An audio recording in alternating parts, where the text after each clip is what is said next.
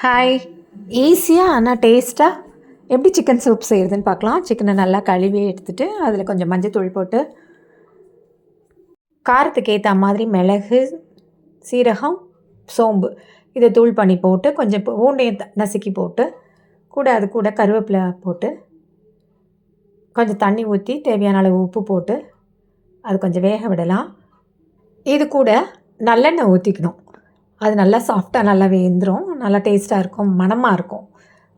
அதுக்கப்புறம் இது கூட வாசத்துக்கு கொஞ்சமாக 1/4 டீஸ்பூன் கரம் மசாலா சேர்த்துக்கலாம். சேர்த்து நல்லா கலந்து விட்டுக்கலாம். சின்ன வெங்காயம் இருந்தால் சின்ன வெங்காயத்தை கட் பண்ணி போடலாம், அப்படி இல்லைன்னா பெரிய வெங்காயம் போட்டுக்கலாம்.